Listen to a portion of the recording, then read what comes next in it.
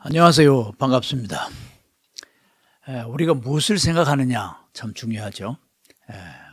그리고 무엇을 알고 있는가, 무엇을 믿고 있느냐 중요하지만 그보다 더 중요한 것은 우리가 무엇을 행동으로 실천하느냐가 중요한 것입니다. 이건 존 러스킨이 말한 것입니다. 우리가 잘 생각하는 것은 참 현명한 일이죠. 그러나 잘 계획하는 것은 더욱 현명한 일입니다. 행동에 잘 옮기는 것은 가장 현명한 일이고 가장 지혜로운 일인 것입니다. 우리가 꿈꾸는 것은 무엇이든지 할 수 있죠. 그래서 우리는 시도해야 합니다. 대담한 행동은 그 안에 천재를 가지고 있고 막강한 힘을 가지고 있으며 신비한 힘을 가지고 있다고 괴테는 말한 바 있습니다.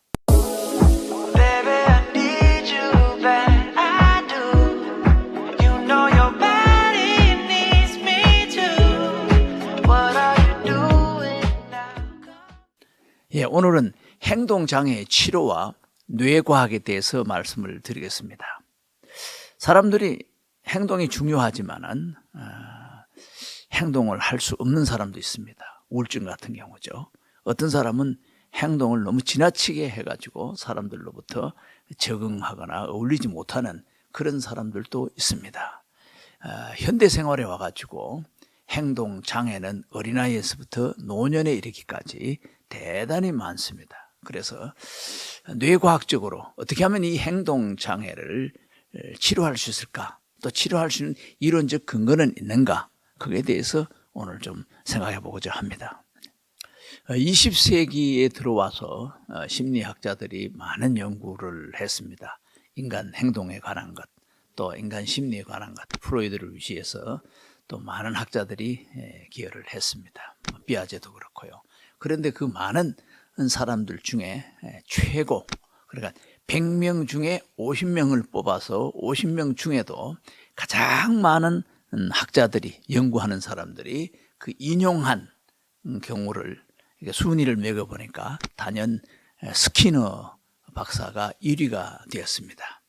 스키너 교수는 많은 사람들로부터 인간의 행동을 너무 과학적으로 또 분석을 한다 이래가지고 또 실험적으로 한다 하는 그런 관점에서 비난을 참 많이 받았죠.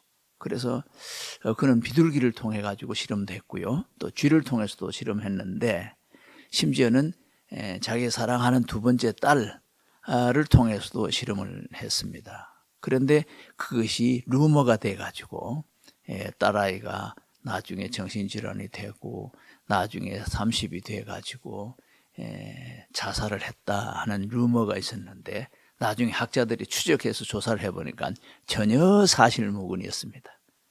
그는 아빠의 사랑을 많이 받았고 아빠의 실험 도구로 사용되었던 그 인큐베이터 같은 그 상자에서 하루 몇 시간씩 이렇게 아빠와 함께 실험에 참여도 했지만은 그것이 어떤 정신적인 전혀 문제가 없었고 오히려 그는 잘 자라서 예술가로서 영국에서 잘 활동하고 있는 것이 증명이 되었고 확인이 되었습니다.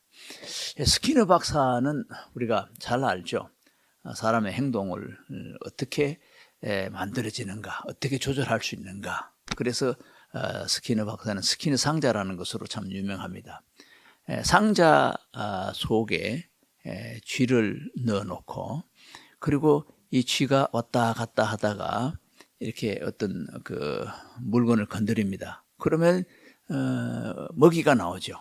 그 먹이를 먹는 그런 것을 통해 가지고 인간의 행동은 어떤 행동을 했을 때 즉시 이어지는 보상에 의해 가지고 행동이 강화가 된다. 그래서 요즘 직장에 가서도 잘하면은 상도 주고 어린아이들도 피아노 잘한다, 태권도 잘한다 그러면 대회 나오면 다 상을 받지 않습니까?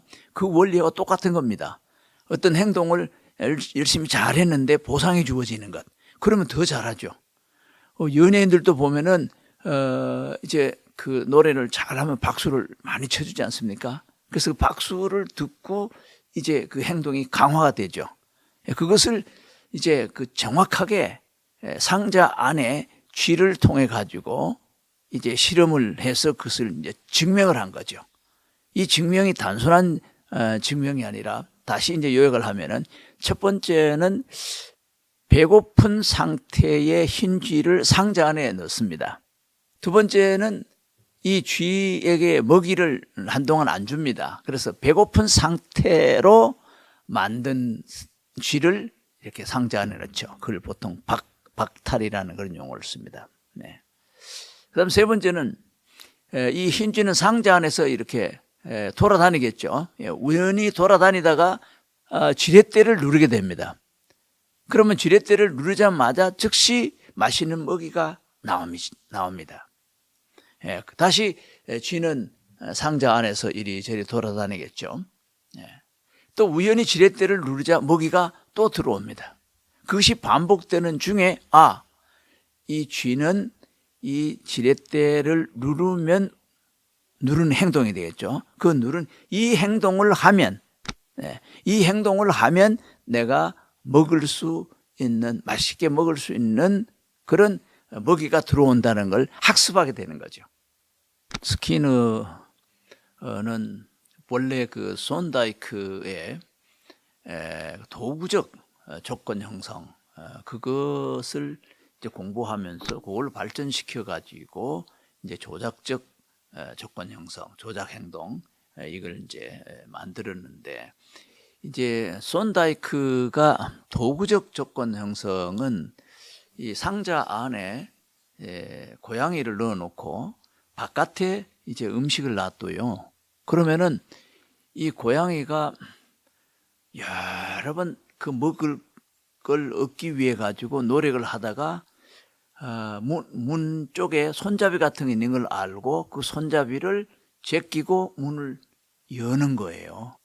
그래서 그 과정에서 그걸 이제 먹게 되는데, 이거는 이제 고양이가 나와버리면은 실험적인 어떤 데이터를 뭐 이렇게 하기가 참 애매하잖아요. 그거를 더 세밀하게 발전시켰던 것이 상자 안에 완전히 가두어진 이 쥐를 실험을 이제 한 것이거든요. 어린아이를 12명의 어린아이들을 주면 자기가 생각하는 대로 이 아이들을 그럼 만들겠다, 행동을 만들겠다. 이제 결국은 기존에 있는 인간은 부모로부터 태어나는 것이고 본성이 있고 또 그 많은 인격적인 성향 이런 것들이 인간의 존엄성 이런 것이 다 있는데, 이거를 동물을 훈련시키듯이 해서 마음대로 원하는 대로 한다. 너무 인위적인 것을 강조를 하다 보니까 적이 많이 생긴 겁니다. 적이 많이 생겨가지고 스키너 그러면은 뭐 거의 정신병자처럼 취급을 하게 됐고, 그래서 이게 연구를 하다 보면은 그 실험이라는 것이 반드시 있어야만 확인이 되지 않습니까? 근데 이제 비둘기를 통해서도 실험을 했고, 그 다음에 이제 쥐를 통해서도 실험을 했는데 양이 안 차니까 마침 둘째 아이가 태어났는데, 스키너 둘째 딸이 이제 데보라인데, 데보라 스키너인데 2살 때에 아이를 이렇게 역시 그 상자를 만들었어요. 상자를 만들 그 안에 그 온도 조절할 수 있고 여러 가지 산소 공급 잘 했는데, 어린아이의 놀이집이라고 생각하면 되죠. 근데 놀이집인데 이렇게 유리처럼 이렇게 인큐베이터한테 큰 것처럼 만들어 놓고 그 안에서 하루에 뭐 2-3시간 몇 시간 동안 아이를 있게 하고 아이의 행동 발달 같은 거를 이제 연구를 했어요. 그것이 잘못 와전돼 가지고 그 소문이 나 가지고 저 스키너 교수는 말이지, 자기 딸아이 2살 된 아이들을 2년 동안 상자 속에서 키웠다. 그래가지고 아이가 우울증 걸리고 정신질환이 돼가지고 컸는데 나중에 안타깝게도 아버지를 고소를 했다. 이게 소문이 쫙 퍼졌죠.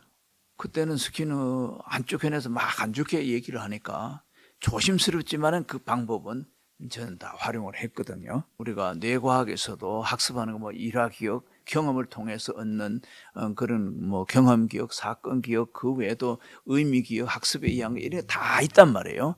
다 있는데 행동만 잘 안 되는 것은 행동을 하게 하고 거기에 대한 적절한 보상을 스키너 방법대로 하니까 저는 효과가 아주 좋더라고요. 네, 아주 좋은데 특수교육 측에서도 별로 활용을 안 하는 것 같아요. 근데 저는 이거를 뭐 한 30년 활용을 하다 보니까 어떻게 하면 뭐가 치료되는지까지도 지금 구체적으로 말씀드릴 수가 있거든요.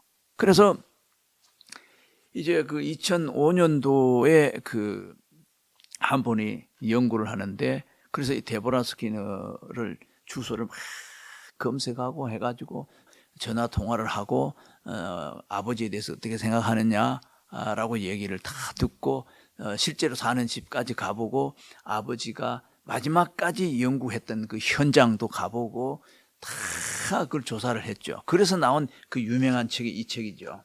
예. 스키너의 심리상자 열기. 그 심리학과 뇌과학의 마치 하나의 징검다리 역할을 하지 않았나 하는 그런 생각을 저는 해봅니다. 왜냐하면은 스키너 박사 이후에 한 50년 동안 그 뇌과학이 이게 많이 발달을 했습니다. 그래서 1954년도에 올주와 마일러라는 학자가 쥐를 가지고 또 실험을 했습니다. 근데 쥐의 어떤 부분에 침을 넣어 가지고 레바를 누르면은 그런 실험인데 이 쥐가 계속해서 이 레바를 그 지렛대를 누르는 거예요. 보상이 없었는데도. 이 사람들이 이제 논문을 썼는데 인간의 뇌 속에 쾌락을 기쁨을 주는 그런 부위가 있다. 쉽게 말해서 보상 시스템이 존재한다는 것을 밝혔어요. 이 앞부분에 여기다가 침을 넣은 것 같아요. 이 부분에다가 침을 넣었는데 이것이 레바를 누를 때 전기 자극이 여기 가는 거예요. 쥐는 지칠 때까지 계속 지렛대를 누르는 거예요. 왜? 여기 들어가니까 너무 기분이 좋은 거예요.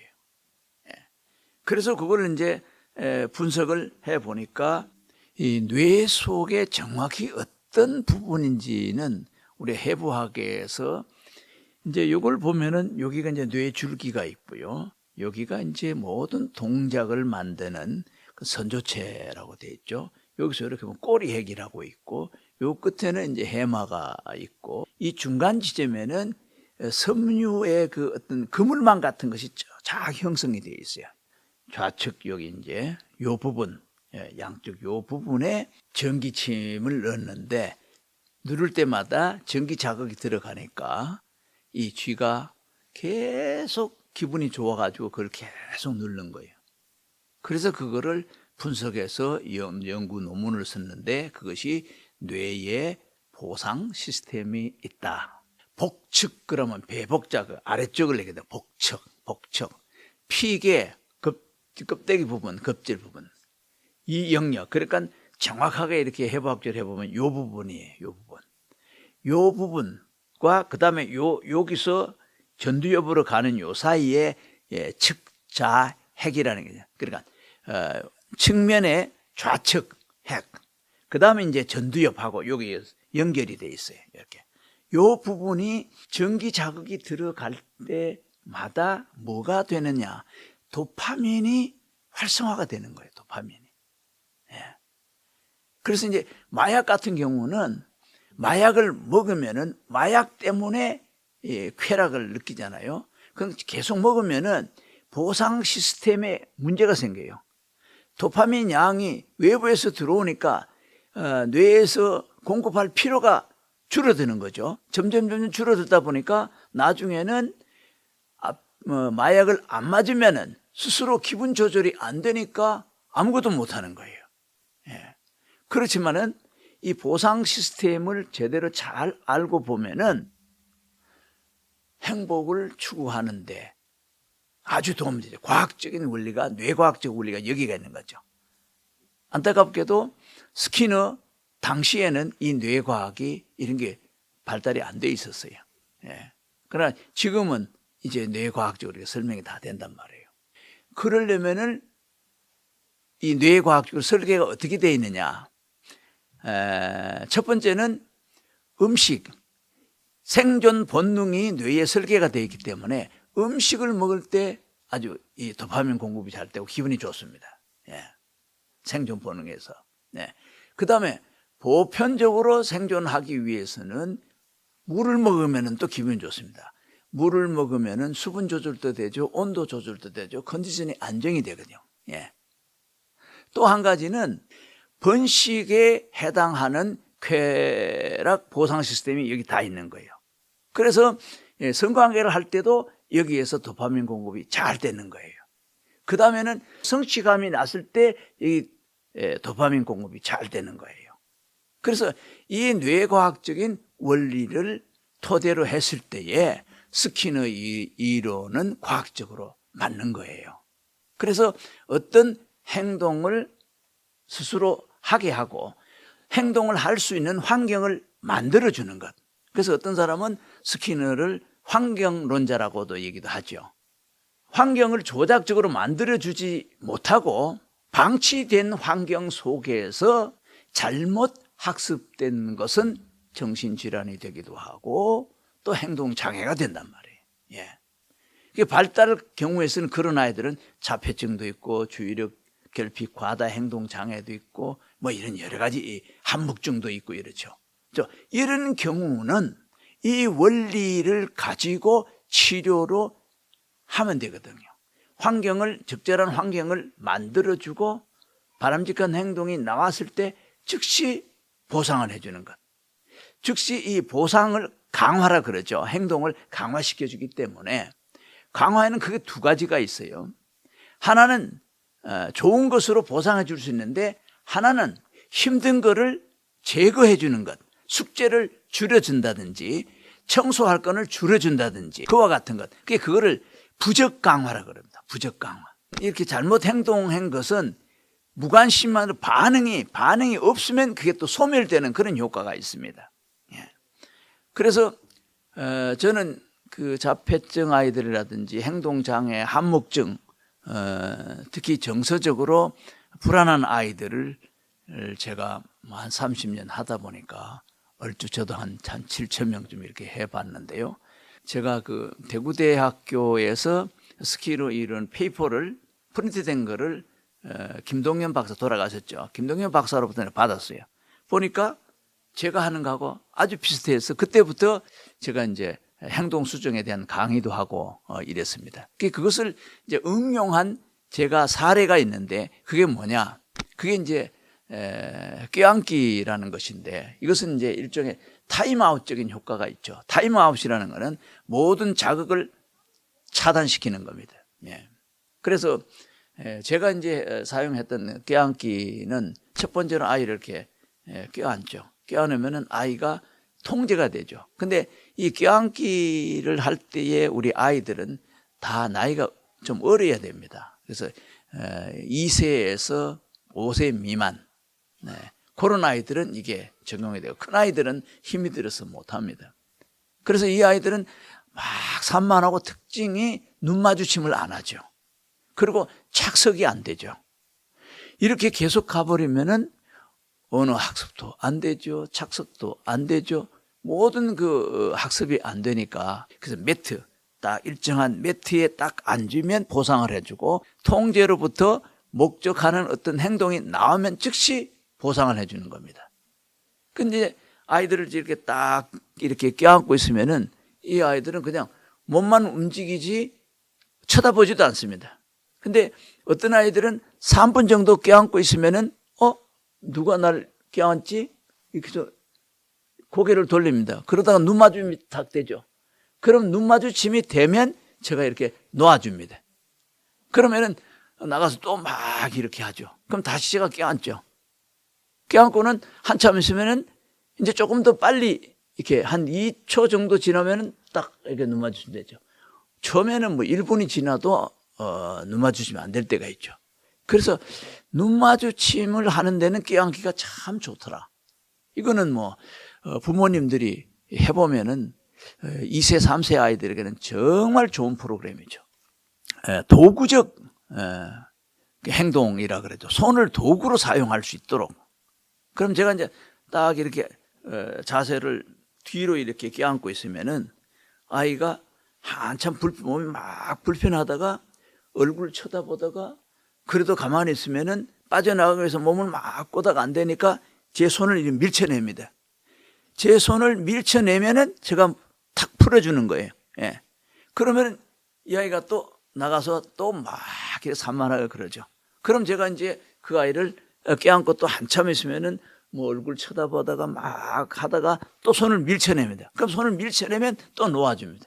그러면 이 아이는 눈 마주침이 되고 자기가 통제받으면은 그거를 스스로 손을 밀쳐낼 수 있는 행동이 만들어지는 거죠. 한목증 아이들이 있어요. 한목증.